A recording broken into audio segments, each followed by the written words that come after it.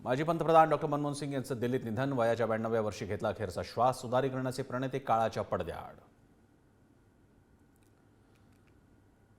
पंतप्रधान मोदी, अमित शहा आणि जे.पी. नड्डांनी घेतलं मनमोहन सिंग यांच्या पार्थिवाचं दर्शन. उद्या दिल्लीत अंतिम संस्कार. डॉक्टर मनमोहन सिंग यांच्या निधनानंतर केंद्र सरकारकडून 7 दिवसांचा दुखवटा जाहीर. सर्व सरकारी कार्यक्रम रद्द. सकाळी 11 वाजता केंद्रीय मंत्रिमंडळाची बैठकीत श्रद्धांजली वाहिली जाणार.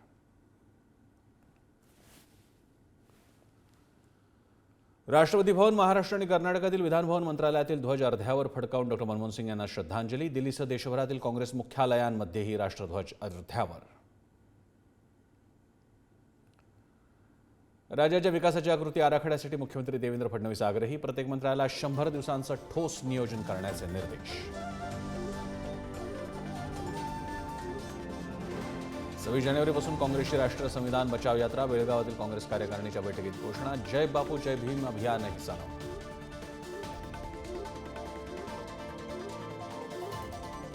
म्हसाजोगनंतर आता तुळजापूरच्या सरपंचावर जीवघेणा हल्ला. गुंडांकडून पेट्रोल टाकून गाडी जाळण्याचा प्रयत्न.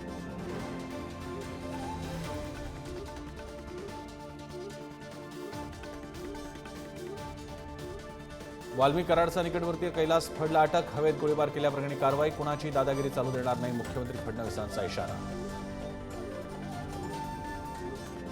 राज्यात पुढील 4 दिवस पाऊस. गारपिटीचा अंदाज. मध्य महाराष्ट्र आणि मराठवाड्यातील काही जिल्ह्यांमध्ये सोसाट्याच्या वाऱ्यासह हलका पाऊस.